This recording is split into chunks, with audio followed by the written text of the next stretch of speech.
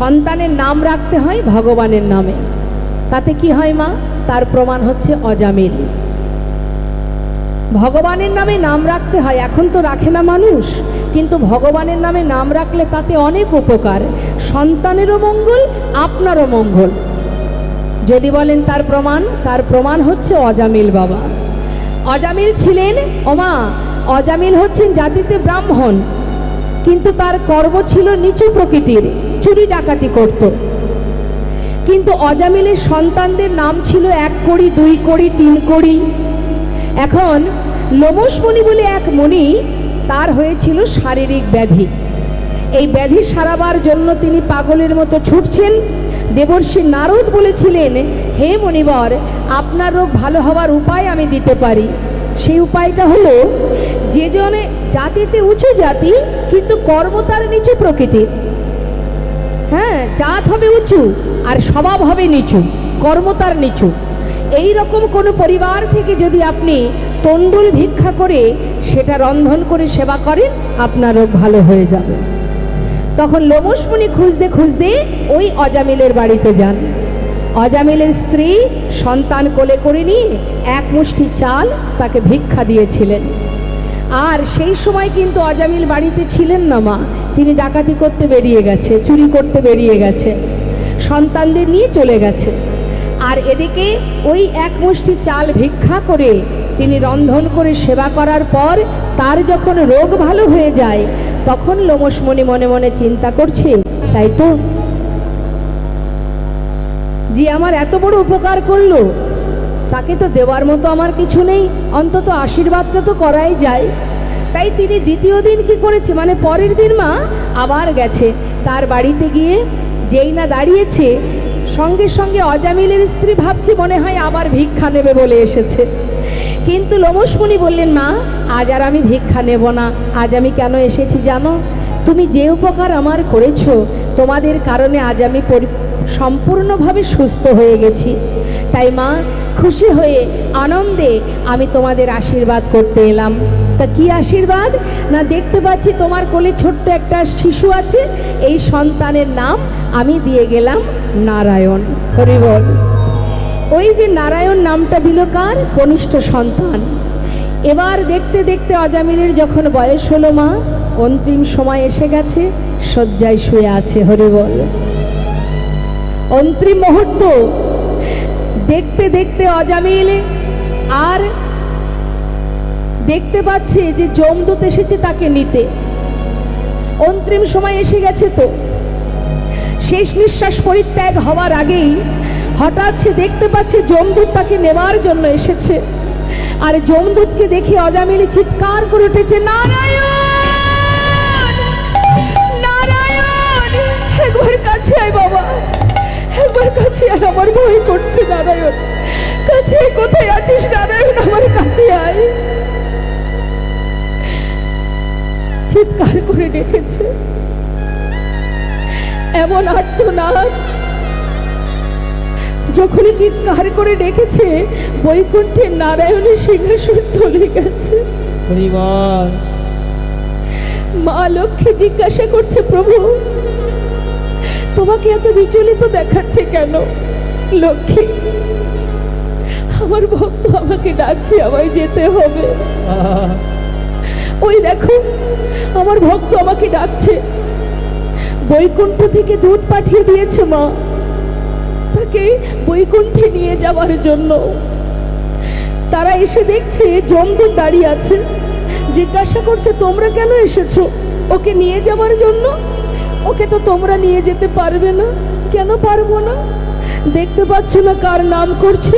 হ্যাঁ, ও তো নিজের পুত্রকে ডাকছে, ছোট ছেলের নাম নারায়ণ, তাই নিজের সন্তানকে ডাকছে। সঙ্গে সঙ্গে সেই বৈকুণ্ঠে দূত বলে উঠলেন, শোনো, যাকেই ডাকুক না কেন, সে সন্তান হোক আর যেই হোক, যাকে উদ্দেশ্য করেই ডাকুক না কেন, নামটা তো সেই নারায়ণ। হরি বল, হরি বল। একবার কৃষ্ণ নামে যত পাপে হরে, জীবের সাধনায় জীবিত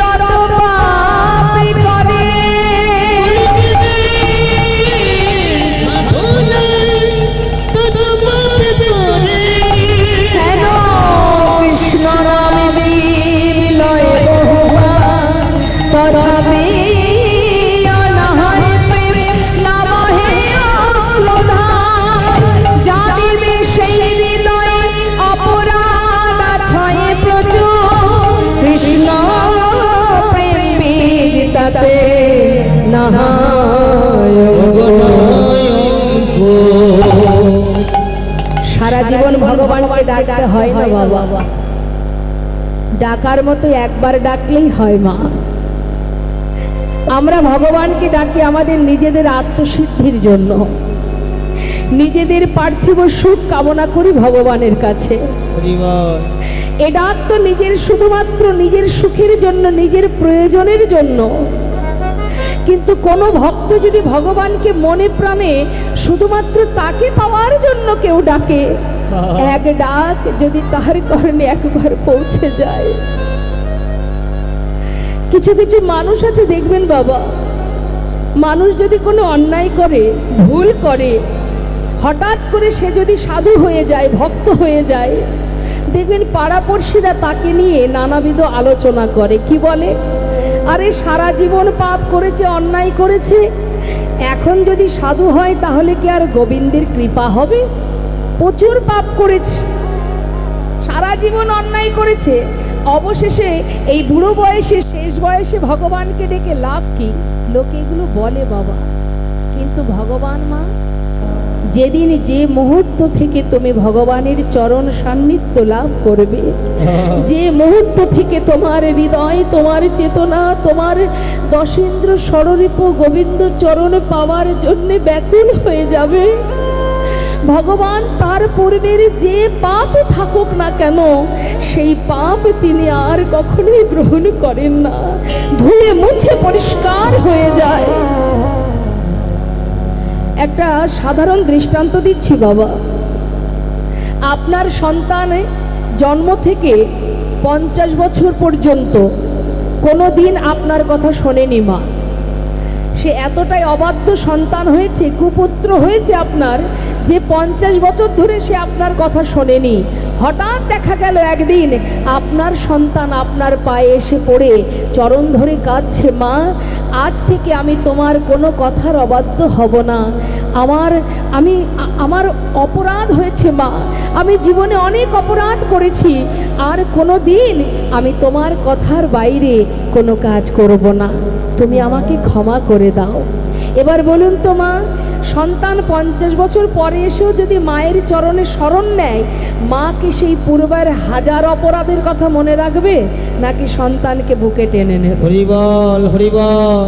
ঠিক তদ্রূপ যিনি আমাদের জগৎ পিতা, তুমি জীবনে যত অপরাধে করেছো, আজ যদি তোমার ভিতরে এতটুকু ভক্তি জন্মায়, যদি তোমার মধ্যে চেতনা জাগে, যদি প্রেম জাগে, যদি দুফোঁটা নয়নে জল প্রভুর চরণে সঁপে দিতে পারো, যদি বলতে পারো দয়াময় আমি অপরাধী, আমি পাষণ্ড, তোমার চরণে আমায় তুমি ঠাঁই দাও। যদি কোনো জীব কখনো কোনো সময় বলতে পারে ভগবান তার পূর্বের কোনো অপরাধ আর মনে রাখে না মা, তাই শাস্ত্রে বলেন লোকের কথায় কিবা আসে যায়, মিছে দাগা তুমি পেও না, প্রভুর নাম তুমি করো, ভজ হরে মন শ্রীনন্দির নন্দন অভয় চরণার বৃন্দ রে, ভজ হরে মন শ্রীনন্দির নন্দন অভয় চরণার বৃন্দ রে,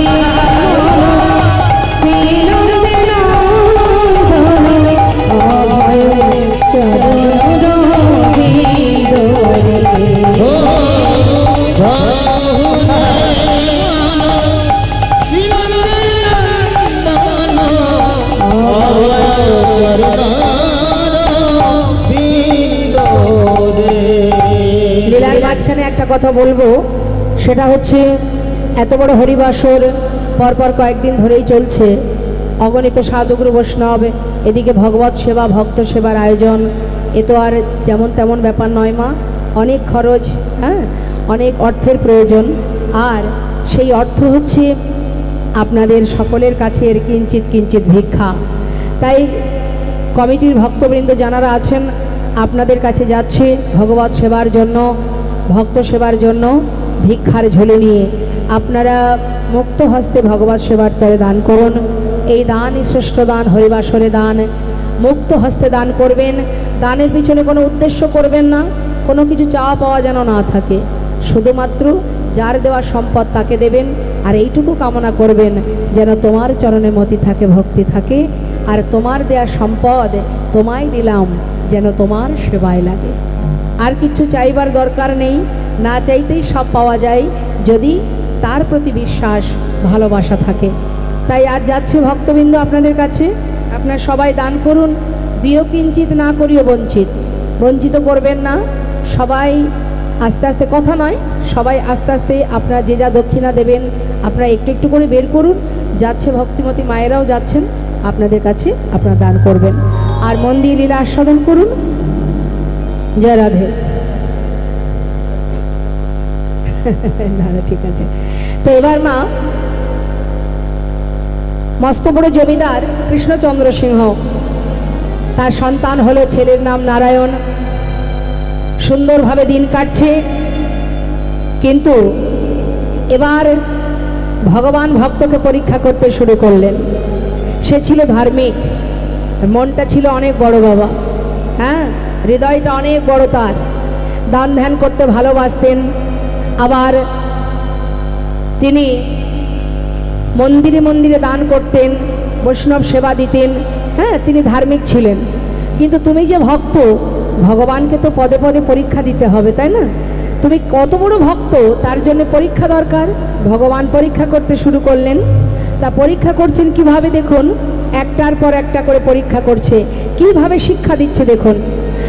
একজন ভিখারি এসে দাঁড়িয়েছে, এসে বলছে, ভিক্ষাং দেহি, ভিক্ষাং দেহি।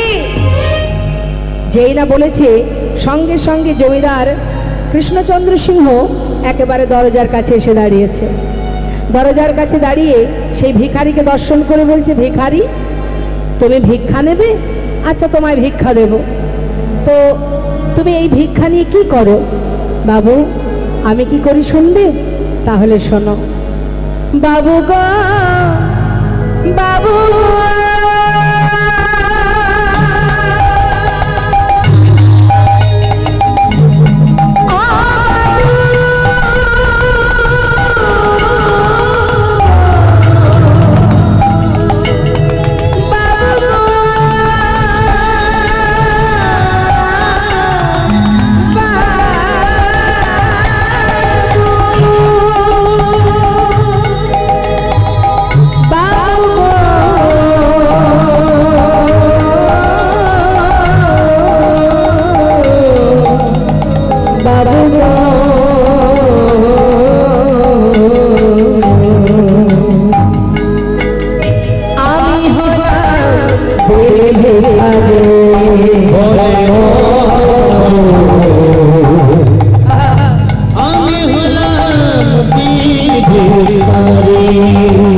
আমার ঘরে আছে গিরিধারী,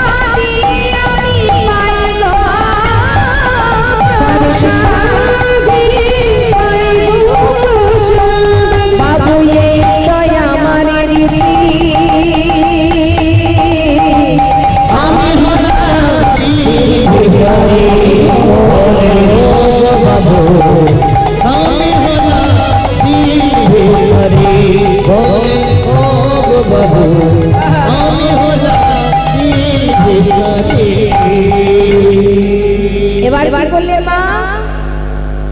সঙ্গে সঙ্গে জমিদার লালা অনেক দামি দামি রত্নের একটা পুটুলি তৈরি করলেন। এখন তো আর বাবা নেই, এখন নিজেই তো পুরো দায়িত্ব নিয়েছে জমিদারি, দান করছেন কি দামি দামি মূল্যবান রত্ন। পুটুলি বেঁধে ভিখারিকে দিয়ে বলছে, ভিখারি তুমি গিরিধারীর সেবা দাও তো, এগুলো নিয়ে যাও। বাবু এর মধ্যে কি আছে? অনেক দামি দামি রত্ন আছে, যাও নিয়ে যাও। ঠিক আছে বাবু, এগুলো দিয়ে আমি করব কি? কেন, আমার মতো তুমিও ধনী হয়ে যাবে, বড় লোক হয়ে যাবে। আচ্ছা ঠিক আছে বাবু, তাহলে এবার আমি আসি। যাচ্ছে মা মাথায় করে নিয়ে, আর এদিকে লালা কিন্তু দাঁড়িয়ে আছে মা দরজার কাছে। কিছুটা পথ যাবার পর কি করেছে, সেই পুটুলিটা হাতে নিয়ে সেটাকে দূরে জঙ্গলে ছুঁড়ে ফেলে দিয়েছে। রাখুন, আমি পরে নেব। যেই না ছুঁড়ে ফেলে দিয়েছে, পিছন থেকে দেখেছে কে? কৃষ্ণচন্দ্র সিংহ, জমিদার কৃষ্ণচন্দ্র। চিৎকার করে বলে উঠলেন, ভিখারি ভিখারি, এত দামি দামি রত্ন দিয়েছি তোমায়, তুমি ফেলে দিলে কেন? ফেলে দিলে? বাবু কি করব বলুন, আমাকে ক্ষমা করে দিন। আপনার দেয়া মূল্যবান সম্পদ নিয়ে আমি যাচ্ছিলাম, হঠাৎ করে কে যেন আমায় বলল, ভিখারি ওরে ভক্ত, এইভাবে দাঁড়ে দাঁড়ে ভিক্ষা করে যা পাস আমি তো তাতেই খুশি, এত দামি দামি রত্ন নিয়ে যাচ্ছিস কোথায়? বুঝেছি, তুইও বুঝি ওই জমিদার লালার মতো ধনী হতে চাস। ওরে এসবের কোনো প্রয়োজন নেই, আয় আমার কাছে ফিরে আয়। আয় ভিখারি আয় রে ফিরে, ভুলে যাস না মহাভরে। ভিখারি আয় রে ফিরে, ভুলে যাস না মহাভরে। গোবিন্দ সেবার বেলা বয়ে যায়, ওই গোবিন্দ সেবার বেলা বয়ে যায়।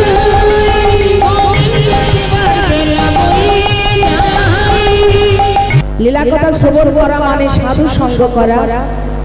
লীলা কথা শ্রবণের সাথে সাথে বৈষ্ণব চরণ ধুলি অঙ্গে মাখা, হৃদয় মাঝে আমাদের দশেন্দ্র ষড়রিপু সর্বস্ব ভগবানের চরণে সঁপে দেওয়া, নিবেদন করা, তার সেবায় ব্রতী হওয়া, এই জন্যই আমাদের লীলা সাধন। এই যে সাধুর বাজার ভক্ত সঙ্গ আপনারা করছেন, প্রকৃতভাবে যদি বলেন ভক্ত কোথায়, কাকে ভক্ত বলবো, কে ভক্ত জগতে? দেখুন না, আলাদা করে ভক্ত চেনা যায় না। ভক্ত তারাই, এই যে আজ এখানে হরিবাসরে অগণিত সাধু বৈষ্ণব বসে আছেন, আপনারা প্রত্যেকের আলাদা আলাদা কর্ম আছে, সংসার আছে, প্রত্যেকে আলাদা আলাদা কাজ করেন, তাই তো? কিন্তু তথাপিও সব কাজ ফেলে রেখে, সংসার ছেড়ে, আপন জন স্বজনকে ফেলে রেখে আপনারা সবাই সারা দিনের ন্যায় বসে আছেন, সারা রাত্রিব্যাপী 24 ঘন্টা বসে আপনারা দিনের পর দিন লীলা সাধন করছেন। তাহলে মা, নিজ কর্ম নিজ সংসার পরিত্যাগ করে যে সংসারে আজ আপনারা বসে আছেন, এই সংসারে যার কথা শ্রবণ করছেন, যাকে চোখে দেখেননি, শুধু তার কথা শোনার জন্য আপনারা যে বসে আছেন, এখানেই তো ভক্ত খুঁজে পাওয়া যায় মা। যাকে চোখে না দেখেও বিশ্বাস করা যায়, যাকে চোখে না দেখেও ভালোবাসা যায়, সেই তো পরম ভক্ত। আমি তাকে চোখে দেখিনি, কিন্তু আমি ভালোবাসি, এই তো ভক্ত। যারা থিয়েটার ভালোবাসে, মনে করুন যারা অর্কেস্ট্রার হাঙ্গামা ভালোবাসে, যেখানে হাঙ্গামা হয়, যেখানে অর্কেস্ট্রার পার্টি আসে, সেখানে মানুষ ছুটে যায় বাবা। যারা ভালোবাসে তারা যায়, যারা ক্রিকেট ফুটবল খেলা ভালোবাসে তারা কিন্তু সেখানে চলে যায়, মানে সেখানেই ভিড় করে। আর হরিবাসরে কারা আসে মা? যারা হরিকে ভালোবাসে, তাই না? যেজন নাস্তিক ব্যক্তি, যে ভগবানকে কখনোই ভালোবাসেন না, সে কোনোদিন এখানে 5 মিনিটও দাঁড়িয়ে থাকতে পারবেন না, সে দাঁড়াবে না। হরিবাসরে কখনো সে আসবে না যদি কারোর মধ্যে ভক্তি না থাকে। আর যদি কারোর মধ্যে ভক্তি থাকে, সে যদি যৎকিঞ্চিত ভক্তিও থাকে, সে কিন্তু এখানে 5 মিনিট কি 10 মিনিট কি আধ ঘন্টা দাঁড়িয়ে এই হরিকথা শ্রবণ করবে। শ্রবণ তখনই করবে যদি ভিতরে এতটুকু কৃষ্ণ প্রেম থেকে থাকে। তবে তো তারাই ভক্ত, আপনারাই ভক্ত, যারা সারা দিন সারা রাত ধরে এই লীলা কথা শ্রবণ করছেন। তাই ভক্ত আলাদা করে খুঁজতে হয় না, এখানেই ভক্ত। সাধুগুরু বৈষ্ণব আপনারা বসে আছেন, সারা দিনের ন্যায় লীলা কথা শ্রবণ করছেন। আমাদের থেকেও আপনারা বেশি জানেন, কারণ আপনারা প্রতিনিয়ত শোনেন। শুনতে শুনতে আমাদের থেকে আপনাদের জানা বেশি। তাই মা, ভক্ত তো সেটাই। শাস্ত্রে বললেন, বৈষ্ণবের চরণ রজ অবনীর সুখ সম্পদ, শোনো ভাই দিয়া এক মন, আশ্রয় করিয়া ভজি তারে কৃষ্ণ নাহি বেদে, আর সবে মরে কারণ, বৈষ্ণবের চরণে জলে কৃষ্ণ ভক্তি বলে, আর কিছু নাহি বলে বন্ধু। বৈষ্ণবের চরণে রেণু মস্তকের ভূষণ বেনো, আর নাহি ভূষণের অন্ত। অর্থাৎ সাধুগুরু বৈষ্ণব। তাই আপনাদের মতো ভক্ত চরণে নিবেদন, লীলা মনোযোগ সহকারে আস্বাদন করতে হবে। শাস্ত্রে বৈষ্ণব মহাজন বলছেন, শ্রী গৌরাঙ্গের 2টি পদ যার ধন সম্পদ, সে জানে ভক্তের রসসার। ভক্তিরস আস্বাদন করতে গেলে আমাদের সবার আগে কাজ হচ্ছে কি, গৌর চরণকে নিজের সম্পদ মনে করতে হবে। আমাদের সম্পদ বলতে জগতে কিছু নেই, যেগুলোকে আমরা আমার মনে করি। এই জগতে যা কিছু আছে এগুলোকে আমরা আমার মনে করি, কিন্তু আদেও এগুলো কি আমার? সত্যি কি আমার? আমার যদি হতো তাহলে আমি চলে যাওয়ার সাথে সাথে আমার সঙ্গে সবই চলে যেত। আমার নয়, আমার আগে এই সম্পদের মালিক একজন ছিলেন, তিনি আজ নেই, তাই আমি হয়েছি মালিক। মালিক নয়, মালিক বলা ভুল হবে মা, আমরা কেউ মালিক নই। এই জগতে এই পৃথিবীতে যা কিছু নিয়ে দিন কাটাচ্ছি, এর মালিক সেজন্য যিনি সৃষ্টি করেছেন। আমরা তো শুধু ম্যানেজারই করছি, দেখাশোনা করছি, দেখভাল করছি। আবার আমি যখন থাকবো না, এই ম্যানেজারের আসনে আরও একজন এসে বসবে। তাহলে পৃথিবীতে আমার বলতে কিছুই নেই। দেহটা, এটাও আমার নয়, এই দেহটাও আমার নয়। এই দেহটা ফেলেই চলে যেতে হবে। যে পরিচয়ে সবাই আমরা ঘুরে বেড়াচ্ছি এই পৃথিবীতে, প্রত্যেকের আলাদা আলাদা পরিচয়। এই পরিচয়টা কি আমার? না, এখানে আসার পর পেয়েছি। কেউ একজন এই নাম দিয়েছে, ঠিকানা দিয়েছে, তাই ব্যবহার করছি কি? তাই তো। আসার সময় কি আমার কোনো নাম ছিল? যে নামে আপনারা আমাকে চেনেন, সেই নামটা কি আমি সাথে করে নিয়ে এসেছি? আনিনি। আসার পরে কেউ দিয়েছে, আর কারোর কাছ থেকে ধার করে পাওয়া এই নাম, সেই নাম আমি ব্যবহার করছি। তাহলে এই জগতে আমার বলতে কি আছে? গভীরভাবে চিন্তা করতে হবে। লীলা শুধু শোনার বিষয় নয় মা, নিজেকে জানা, নিজেকে চেনা। আমি কে আমার, কেন মরে যারে তপত্রয়, ইহা না জানি জীবের কইছে হতে হয়। নিজেকে জানার জন্যই লীলা আস্বাদন। তুমি নিজেকে জানো, তার জন্য কি করতে হবে? ভাগবত কথা শুনতে হবে, লীলা কথা শুনতে হবে, গুরুচরণ আশ্রয় করতে হবে, আর সাধু সঙ্গ করতে হবে। তবে তো তুমি জানবে কে তুমি, তোমার পরিচয় কি, কোথা থেকে এসেছো তুমি, আর কি করণীয় তোমার, আর করে চলেছ কি। এগুলো জানতে হবে মা। লীলা শুধু বছর বছর শুনলে হবে না, আমরা শুধু শুনেই যাই। কিছু তো নিয়ে যেতে হবে, তবেই তো চিত্ত শুদ্ধ হবে। রামভক্ত তুলসীদাস কলম দিচ্ছেন, মন কি तरंग को मार लो, बस हो गया भजन। मन की तरंग को मार लो। सेठ एक बार सेठ मन की तरंग को मार लो, अर्थात মনের চঞ্চলতাকে দূর করে দাও। মনের যে চঞ্চলতা সেটাকে দূর করো, বাস हो गया भजन। আর কি বলছেন? आदत बुरी सुधार लो बस हो गया भजन। आदत बुरी सुधार लो, बुरी মানে খারাপ। যত আছে খারাপ মনোবৃত্তি, যত আছে খারাপ চিন্তা, যত আছে আমাদের ভিতরে কামনা লালসা হিংসা ক্রোধ, এগুলোকে শুধরে নাও। आदत बुरी सुधार लो।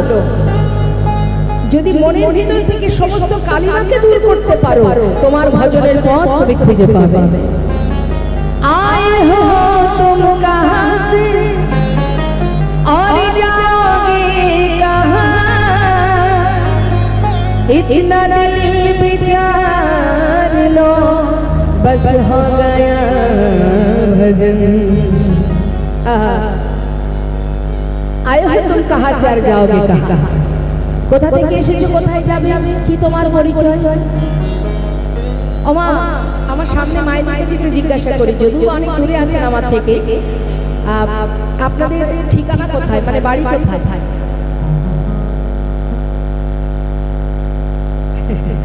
আপনাদের বাড়িটা কোথায় জিজ্ঞাসা করছি, বলুন। মালঞ্চতে? এই মালঞ্চতে? বাহ, তাহলে আপনার বাড়ি মালঞ্চতে, খুব ভালো ভালো কথা। আচ্ছা, এর আগে আপনি কোথায় ছিলেন?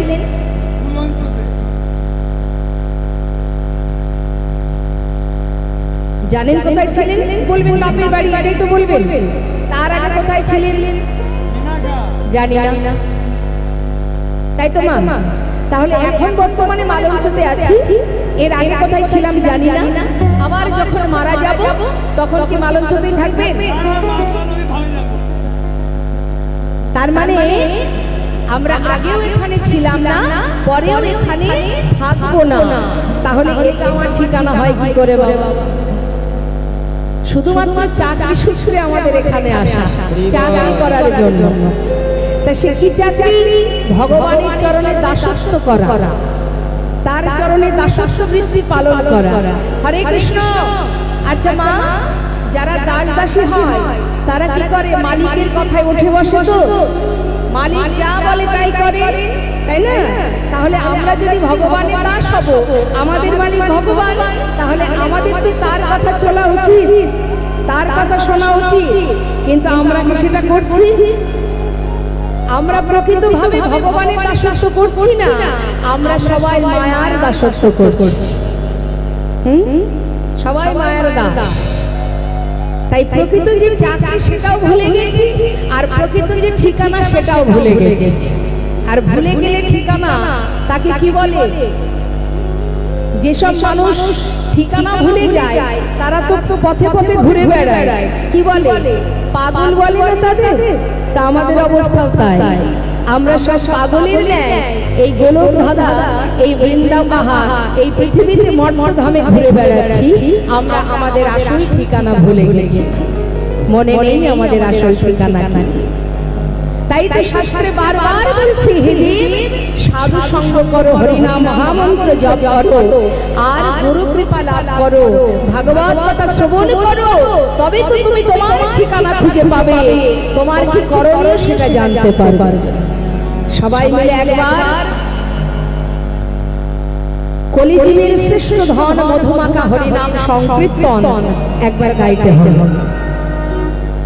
সবাই গাইবেন তো? বুঝতে পারছি অনেক রাত হয়েছে, হয়তো অনেকে ঘুমাবেন, অনেকে কষ্ট করে জেগেও থাকবেন।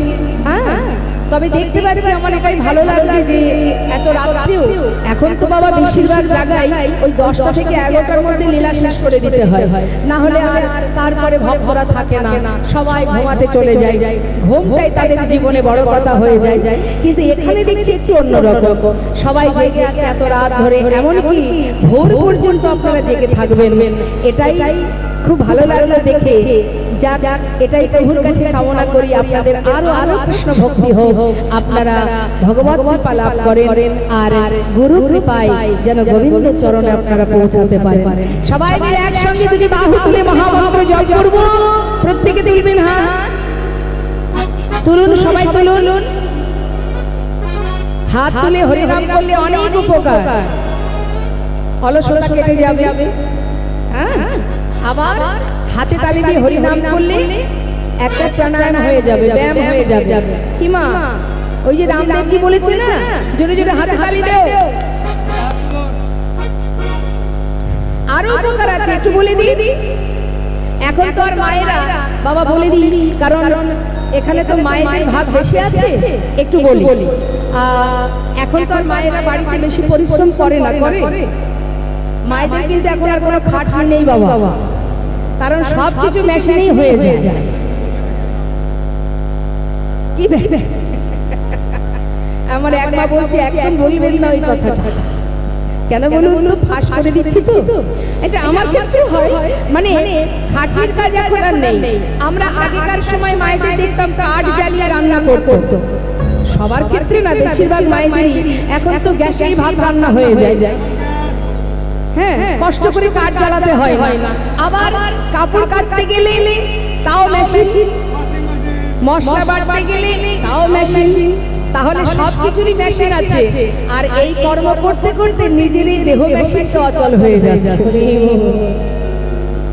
এবার কি হচ্ছে, ডাক্তার বাবু বলছে, শোনো, শারীরিক ব্যাধি সারাতে গেলে 5 কিলোমিটার হাঁটতে হবে ভোরবেলা, না হলে রোগ সারবে না। এবার হাঁটো, সকালবেলা হাঁটছে। হ্যাঁ, আমরা তো ভোরবেলা বাড়িতে যাই, দেখতে পাই যে সবাই বিছানা ছেড়ে 4টা থেকে 5টা থেকে হাঁটছে সবাই। হরি বল, হরি বল। না কি হয়েছে, তাড়াতাড়ি জোরে জোরে হাঁটছে, যে আমার যে রকম যত রকমের ব্যাধি হয়েছে, ডাক্তার বলেছে না হাঁটলে এই রোগ সারবে না। তাহলে এই পরিশ্রমটা বাড়িতে করতে হবে, তাহলে বাড়িতেও করা সম্ভব নয়, নানাবিধ মেশিন হয়ে গেছে। আর হরিবাসরে বসে যদি দুহাত তুলে হরি বল বলা হয়, হরি নাম করা হয়, তাহলে কি হবে, আমাদের অনেক ব্যাধিও সেরে যাবে। আবার দুহাত তুলে হরি নাম করলে আমাদের পরমেশ্বর ভগবান পরমার্থ কৃপা লাভ হবে। কেমন? তাতে কি হবে, এই যে আমাদের নানাবিধ ব্যাধি আছে, ব্লাড সার্কুলেশন বেড়ে যাবে। জোরে জোরে হাতে তালি দিলে অনেক উপকার। তুলুন সবাই মিলে এবার হাত, তুলুন তুলুন, একসঙ্গে গাইবেন। আমার শেষ হবে, আপনারা গাইবেন। হরে কৃষ্ণ হরে কৃষ্ণ, আগে শুনে নিন, তারপরে গাইবেন, জোরে জোরে গাইবেন। কৃষ্ণ কৃষ্ণ হরে হরে, হরে রাম হরে রাম। হাতগুলো সবাই তুললে যেন মনে হতো এখানে পদ্ম ফুল ফুটে আছে গোবিন্দ সেবার জন্য, কিন্তু সে হাতগুলো সবাই তুলছেন না কেন? তুলুন। রাম রাম হরে হরে, হরে কৃষ্ণ হরে, বলুন কৃষ্ণ, হাতে তালি দিয়ে। হ্যাঁ বাবা, খুব সুন্দর। আরেকটু জোরে। হরে কৃষ্ণ হরে কৃষ্ণ, কৃষ্ণ কৃষ্ণ হরে হরে, হরে রাম হরে রাম, রাম রাম হরে হরে, হরে কৃষ্ণ হরে।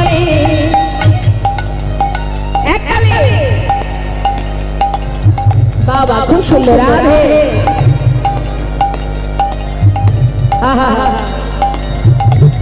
আরেকটু জোর হবে, আরেকটু জোরে। হরে কৃষ্ণ হরে কৃষ্ণ, কৃষ্ণ কৃষ্ণ হরে হরে, হরে রাম হরে রাম, রাম রাম হরে হরে। আরেকটু জোরে।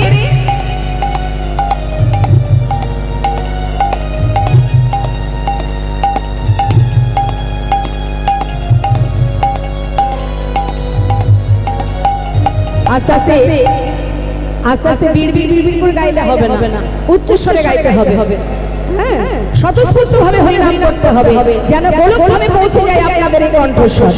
তুলে হাত সবাই মিলে একসঙ্গে তুলুন, হাত এক তালে হাতে তালি দিয়ে। হরে কৃষ্ণ হরে কৃষ্ণ, কৃষ্ণ কৃষ্ণ হরে হরে, হরে রাম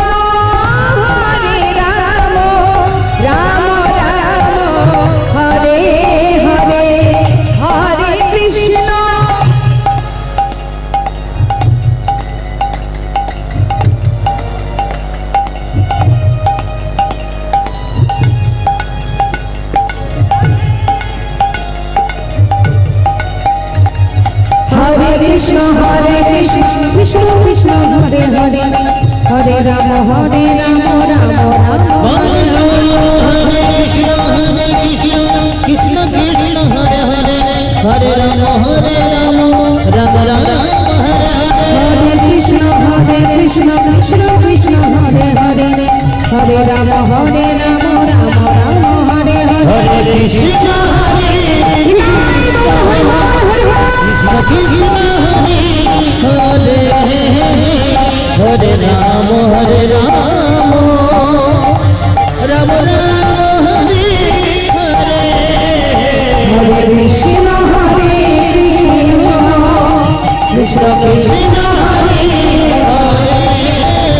হরে রাম হরে রাম রাম হরে হরে হরে কৃষ্ণ কৃষ্ণ হরে হরে রাম হরে রাম রাম রাম হরে হরে কৃষ্ণ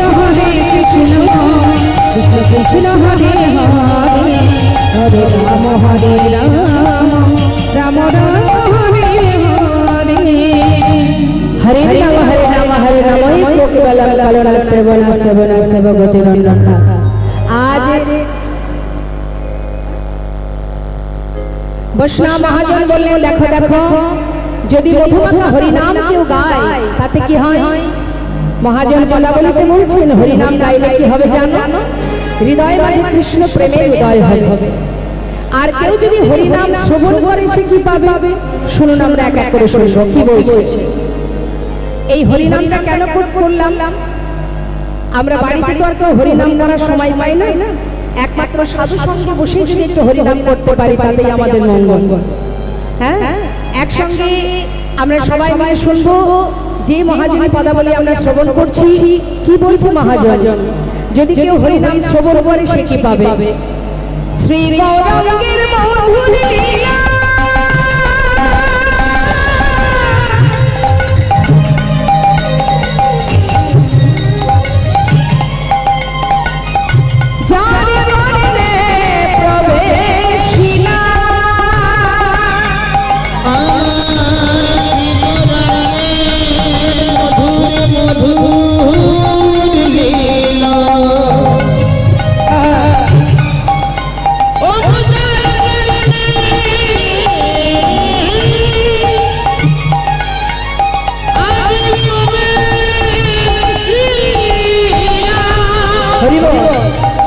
হৃদয় নির্মল ভেলতা হৃদয় নির্মল ভেলতা হরিনাম শুনলে কি হয় অজ্ঞান ধরে যায় বধুরে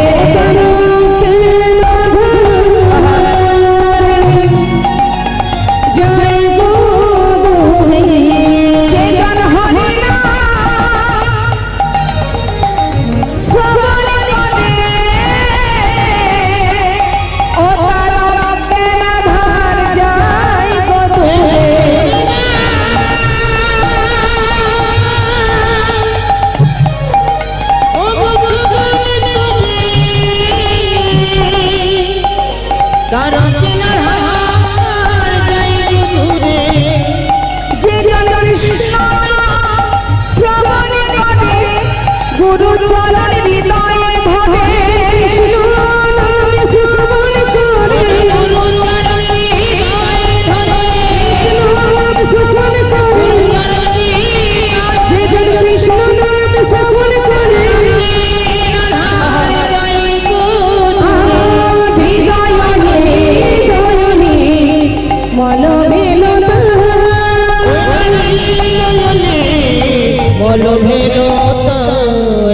হরিনাম শ্রবণ করলে অজ্ঞানতার অন্ধকার দূরীভূত হয় আর হরিনাম গাইলে কি হয় মহাজন বললেন জীব যদি হরিনাম গাইতে পারে হৃদয় মাঝে কৃষ্ণ প্রেমের উদয় হয় আসুন এবার আমরা গৌরচন্দ্রিকাকে বিশ্রাম রাখবো চলে যাব লীলা কথায় তার আগে সবাই মিলে আমরা প্রণাম জানাবো সেই মহাজনকে যে মহাজনের পদাবলী আমরা শ্রবণ করছি শ্রী গৌরাঙ্গের ভক্তগণে নিত্য শুদ্ধ করে মনে গৌরাঙ্গের ভক্ত গণে নিত্য সিদ্ধ করি মনে সে যায় গজেন্দ্র সুসপাশে রে, সে যায় গজেন্দ্র সুসপাশে রে।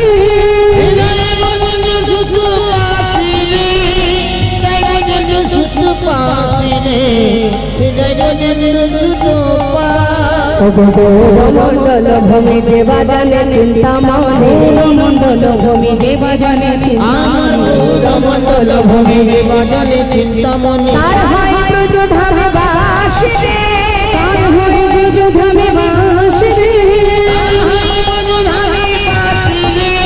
তার হয় ধামে বাসি রে, তার হয় ধামে শোনো শোনো, গৃহে বনেতে থাকো হাগরর বলে ডাকো, গৃহে বনেতে থাকো হাগরর বলে ডাকো। বনেতে থাকো হগরর বলে ডাকো নরতম মানে তার সঙ্গ, নরতম মাগে তার সঙ্গ।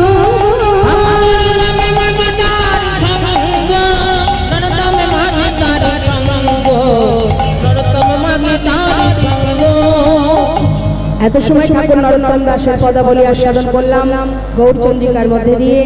চলে যাব আমরা সবাই লীলা কথায়। আমাদের আজকের আস্বাদনের বিষয় ভক্ত আর ভগবানের মধুর মিলন, লালাবাবু জগৎ শেঠ। তো চলুন, যেহেতু বৃন্দাবনে গিয়ে মিলন হবে, সেই জন্য আমরা একটা বৃন্দাবনে ভজন শ্রবণ করব, তারপরে আমরা লীলা আস্বাদনে যাব। জয় রাধেশ্যাম, জয় লীলা, জয় গৌর, জয় রাধে রাধে। যাব সবাই মিলে একটি বৃন্দাবনের ভজন শুনবো। দু হাত তুলে, আর একটু কষ্ট দিই, হাত না তুললে ঘুম ভাঙবে না, কারণ রাত হচ্ছে তো ঘুম এসে যাবে, সেই জন্য মাঝে মাঝে একটু হাত তোলাতে হবে। তুলুন সবাই হাত। আমার বৃন্দাবনের রাজাকে রাধা রানী। বাহ, দেখুন গোবিন্দ কেমন রাধা রানীকে ভালোবাসেন, যে নিজের 84 ক্রোশ বৃন্দাবন রাধা রানীকে দিয়ে দিয়েছিলেন। তাই বৃন্দাবনের সরকার হচ্ছেন রাধা রানী। তা চলুন আমরা সবাই যাব বৃন্দাবনে, একসঙ্গে সবাই মিলে গাইব বৃন্দাবন ধাম। আচ্ছা জয় জয় রাধে রাধে। আরেকবার হাত তালি দিয়ে সবাই মিলে রাধে রাধে।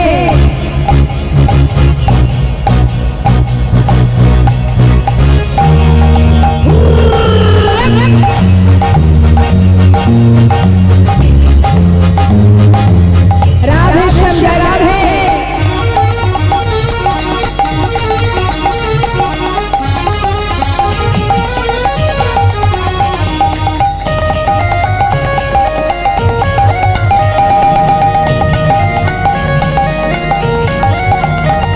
বৃন্দাবন ধাম, বৃন্দাবন ধাম, বাবা জবে যা রাধে রাধে।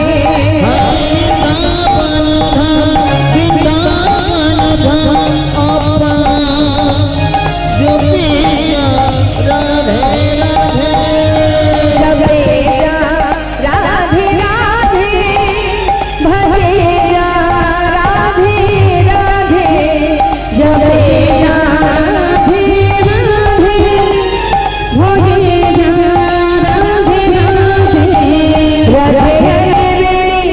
राधे राधे राधे सरकार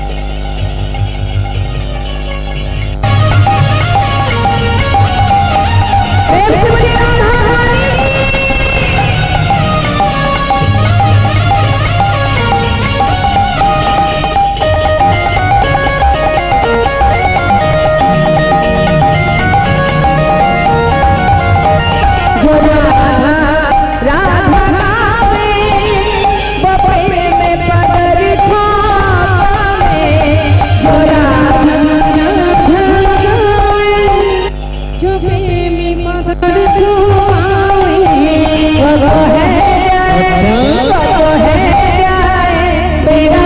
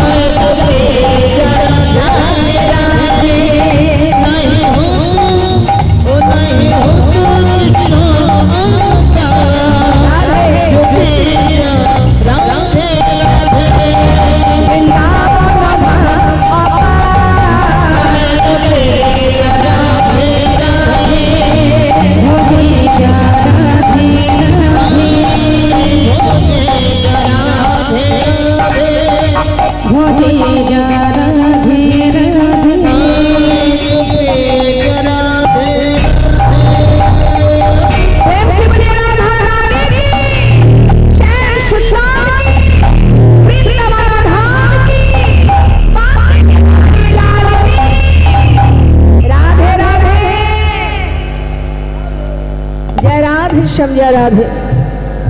श्रीराम বৃন্দাবনে ভগবান কৃষ্ণের চরণ পাদ পদ্ম লাভ করেছিলেন। যে ভক্তের কথা আমরা শ্রবণ করব সেই ভক্ত বেশি দূর তার ঘর নয়, আমাদের খুব কাছেরই আর এই কলির জীব সে। তিনি হচ্ছেন মুর্শিদাবাদ জেলার, আস্তে কথা নয় মা, মুর্শিদাবাদ জেলার মস্ত বড় জমিদার কান্দি বলে একটি জায়গা আছে মুর্শিদাবাদে। ওই কান্দির মস্ত বড় জমিদার গঙ্গা গোবিন্দ সিংহ, গঙ্গা গোবিন্দ সিংহের সন্তানের নাম প্রাণকৃষ্ণ সিংহ, আর প্রাণকৃষ্ণ সিংহের সন্তানের নাম কৃষ্ণচন্দ্র সিংহ। এই যে কৃষ্ণচন্দ্র সিংহ, এই কৃষ্ণচন্দ্রের নাম হলো লালা। কে দিয়েছিল নাম? ঠাকুর দাদা। ঠাকুর দাদা মানে গঙ্গা গোবিন্দ সিংহ, তিনি নাম দিয়েছিলেন লালা। শুধু তাই নয়, তিনি শুধু নাম দেননি, তিনি যখন বৃন্দাবনে চলে যান, বৃন্দাবনে তার নাম হয়েছিল এই একই নাম লালা। তো এখন যখন তার নাম কৃষ্ণচন্দ্র সিংহ, ছেলের বয়স 12 বছর। 12 বছরে একটু মন দিতে হবে কথার মধ্যে। 12 বছরের ছোট্ট ছেলে আমাদের অনেকেরই ঘরে আছে। সেই 12 বছরের সন্তান একদিন জমিদারি কাচারি বারান্দায় বসে আছে। তখন জমিদারি রক্ষা করছে কে? তারই পিতা প্রাণকৃষ্ণ সিংহ। এখন প্রাণকৃষ্ণ সিংহের একটা স্বভাব ছিল বাবা, একটা নিষেধাজ্ঞা ছিল যে তার এই মহলে যদি কোনো ব্যক্তি, সে দরিদ্র হোক, ভিখারি হোক, কাঙাল হোক, যদি কোনো ব্যক্তি কোনো সাহায্যের জন্য আসে, তাকে কোনো সাহায্য দেয়া যাবে না। এই ছিল প্রাণকৃষ্ণ সিংহের আদেশ। এখন ছোট্ট ছেলেটি 12 বছর বয়স, কাচারি বারান্দায় বসে আছে। একজন কন্যাদায়গ্রস্ত ব্রাহ্মণ, তিনি এসেছেন কিছু সাহায্য নেবেন বলে। তো সাহায্যের হাত যেই না বাড়িয়েছে, দাড়ি তাকে ঘাড় ধাক্কা দিয়ে তাড়িয়ে দিচ্ছে। বারবার যখন তাড়িয়ে দিচ্ছে, তখন 12 বছরের ছোট্ট ছেলেটি জিজ্ঞাসা করছে, দাড়ি তুমি ওনাকে বারবার ঘাড় ধাক্কা দিয়ে তাড়িয়ে দিচ্ছ কেন? কি চাইছেন উনি? বাবু, উনি একজন কন্যাদায়গ্রস্ত অসহায় পিতা, জাতিতে উনি ব্রাহ্মণ, এসেছেন কিছু সাহায্য নেবেন বলে। কিন্তু বাবুর আদেশ, কাউকে কিছু দেওয়া যাবে না, তার নিষেধ আছে। এই মহল থেকে কাউকে কিছু দান করা যাবে না। ওকে বারণ করা সত্ত্বেও কোনো কথা শুনছে না, তাই ওকে বারবার আমি ধাক্কা দিয়ে, ঘাড় ধাক্কা দিয়ে তাড়িয়ে দিচ্ছি। ছোট্ট 12 বছরের ছেলে লালা বলে উঠলেন, সোনদারি, আমার পিতাকে গিয়ে বলো এই অসহায় ব্রাহ্মণকে যেন 1000 টাকা দান করে দিয়ে যায়। কারণ যার এত ধন ঐশ্বর্য, যে মস্ত বড় জমিদার, কোনো অসহায় ব্যক্তি, কোনো কাঙাল ভিখারি, সে যদি কোনো কিছু চাইতে আসে, যাবে কার কাছে চাইতে? জমিদারের দ্বারেই তো আসবে। আর যার এত ধন ঐশ্বর্য আছে তার কাছে এসে চাইবে আর সে এইভাবে ফিরিয়ে দেবে, এটা কেমন কথা? শোনো, তুমি গিয়ে পিতাকে বলো এক্ষুনি যেন তাকে 1000 টাকা দান করে দেয়। হরি বল। দাঁড়িয়ে গিয়ে ভিতর ঘরে গিয়ে প্রাণকৃষ্ণ সিংহকে বললেন, বাবু, আপনার পুত্র মানে ছোট বাবু, তিনি আপনার কাছ থেকে 1000 টাকা নিয়ে দ্বারে একজন অসহায় ব্রাহ্মণ এসেছেন, তাকে দান করতে বললেন। প্রাণকৃষ্ণ সিংহ মনে মনে চিন্তা করলেন, মা, যে সন্তান আমার সন্তান, যাকে আমি জন্ম দিলাম, সে আমার বাক্য লঙ্ঘন করে, আমার বাক্য উপেক্ষা করে, এত বড় স্পর্ধা ওর, মাত্র 12 বৎসর বয়স, পিতার বাক্য লঙ্ঘন করেছে যে সন্তান। সোনদারি, 1000 টাকা ব্রাহ্মণকে দিয়ে আমার সন্তানকে জানিয়ে এসো, যতদিন নিজে রোজগার করতে না শিখবে ততদিন যেন দান করার ইচ্ছাটুকু পর্যন্ত আমার কাছে প্রকাশ না করে। যেমন মাতা পিতা হবে, সন্তানও তো তেমনই হবে, মা, তাই না? যেমন শিক্ষা আপনি দেবেন, সন্তান তেমন শিক্ষাই পাবে। সন্তান কোনো ভুল করলে তার জন্য সন্তান দায়ী হয় না, দায়ী হচ্ছি আমরা। কারণ আমরা সেইভাবে তাকে গড়ে তুলতে পারিনি, তাই আজ আমরা ভুগছি, তাই আজ আমাদের কষ্ট পেতে হচ্ছে। আজ প্রাণকৃষ্ণ সিংহ যে কথাটা দাঁড়িকে বললেন যে আমার সন্তানকে জানিয়ে এসো, সেই দাঁড়ি গিয়ে বলে উঠলেন, বাবু, আপনি যতদিন নিজে রোজগার না করবেন ততদিন পিতৃ সম্পদ দান করবার সাহস বা ইচ্ছা প্রকাশ করবেন না। ছোট্ট 12 বছরের ছেলে মনে মনে চিন্তা করলেন, যার এত ধন ঐশ্বর্য তার মন কেন এত ছোট? হরিবল হরিবল। এমন নিচু মনের পরিচয় যে পিতা দিয়েছে, আমি তার সন্তান, ভাবলেই কষ্ট হয়। যার এত ধন ঐশ্বর্য, এত বিষয় সম্পদের মালিক, যে এত বড় জমিদার যিনি, তার কাছে একজন অসহায় যদি কিছু উপকার নাই পায়, তাহলে কি লাভ এই বিষয় সম্পদে বুকে আগলে রেখে? সোনদারি, আমার পিতাকে গিয়ে জানিয়ে এসো, তিনি যেটা বলেছেন অবশ্যই সেটা আমি পালন করব।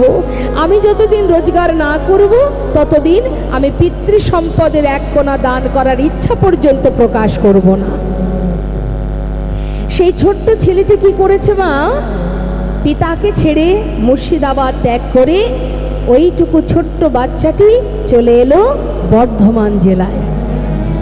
বর্ধমানে এসে একটা ফেরেশতাদারে 20 টাকা বেতনে কাজ করতে শুরু করে দিলেন।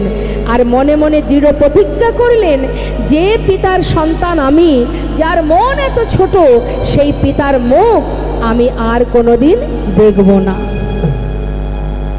সন্তান মানে অভিমানে ক্ষোভে সর্বস্ব পরিত্যাগ করে এবার নিজে রোজগার করতে শুরু করে দিলেন। আর এদিকে প্রাণকৃষ্ণ সিংহ সন্তান হারা হলেন।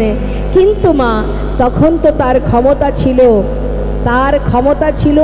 তার সে জমিদার ছিলেন, তখন কিন্তু সেই কষ্টটাকে কষ্ট মনে হয়নি। দিনে দিনে যত বয়স হচ্ছে, সন্তান আর ফিরে আসছে না। প্রজাবর্গ পাঠিয়ে দিচ্ছে, যাও আমার সন্তানকে ফিরিয়ে নিয়ে এসো। যে যায় তাকেই ফিরিয়ে দেয়, কারোর কথা শোনে না, সে আর ফেরে না। এমন পিতার মুখ আমি আর দেখব না। অসহায় দেখতে দেখতে পিতা বয়সের সাথে সাথে বৃদ্ধ হলেন। সন্তান শোকে একটা সময় তিনি শয্যাশায়ী হলেন, আর চলতে পারে না। শয্যায় শুয়ে তিনি বুঝতে পারছেন আমার অন্তিম সময় এসে গেছে, এবার সব ফেলে আমায় চলে যেতে হবে। আর যখন এই কথাটা মনে ভেবেছে, এতদিন যা কিছু নিজে বুককে আগলে রেখেছিলেন সর্বস্ব গোবিন্দ চরণে সঁপে দিলেন। দয়াময়, একটা ভুলের কারণে আমি আমার সন্তানকে হারিয়েছি। মৃত্যুর আগে একবারও আমি তাকে দেখতে পাবো না, তাই তোমার চরণে জানিয়ে রাখি, আমি ছাড়া আমার সন্তানের আর কেউ নেই। চিরতরে বিদায় নেবার আগে তোমার কাছে জানিয়ে রাখি প্রভু, তোমার কাছে একটা বাসনা, তুমি ওকে দেখো, রক্ষা করো হে তুমি হে ভগবান, হে জগতে সবই কিছু তোমারই তো দান।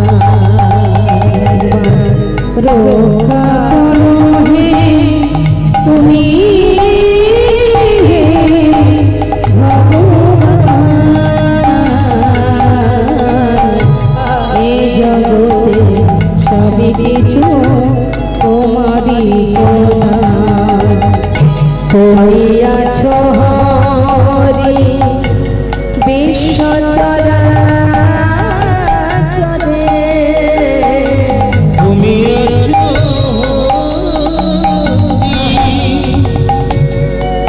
এই বিশ্ব চরাচরে, শেষের দিলে হরি ডাকি গো তোমারে।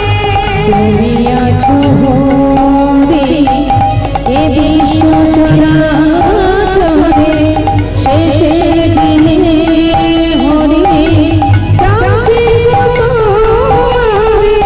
রক্ষা করো হে ভগবান,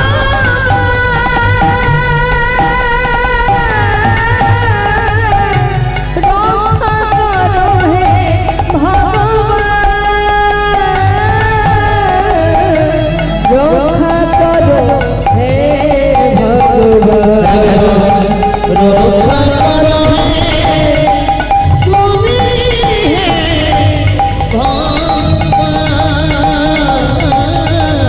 বলো হে জগতে সব কিছু তোমারই দান। বলো হে জগতে সব কিছু তোমারই দান। চলে গেল মা, প্রাণ পাখি উড়ে চলে গেল।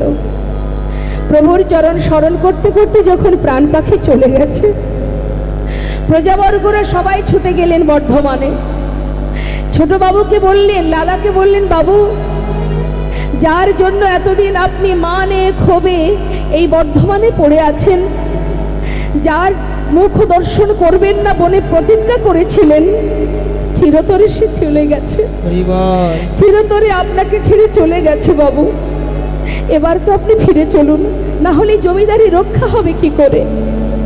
সবার অনুনয় বিনয় শুনে এবার ফিরে এসেছেন মা লালা। ফিরে আসার পর সমস্ত জমিদারি হিসাব নিকাশ বুঝে নিয়ে জমিদারি রক্ষা করতে শুরু করেছে। জমিদারি রক্ষা করতে করতে উপযুক্ত বিবাহের বয়স হয়েছে বলে তার বিবাহ হলো। এখন বিবাহ যখন হয়েছে মা, স্ত্রী ঘরে এলো, স্ত্রীর নাম হচ্ছে কাত্যায়নী। 1 বছর চলে গেল, সুখে স্বাচ্ছন্দ্যে দিন কেটে যাচ্ছে। সংসারে সন্তান হলো, সন্তানের নাম দিলেন নারায়ণ। ওরে বিদুরের খুঁত কেমন, তোর ভিখার অন্ন কেমন, খুঁত যেমন তোর ভিখার অন্ন, সেবাদিকে ভুল করিস নে আমার, সেবাদিকে ভুল করিস নে আমার। আই ভিখারি আই রে ফিরে, আই ভিখারি আই রে ফিরে, আই ভিখারি আই রে ফিরে, ভুলে যাস না মোহন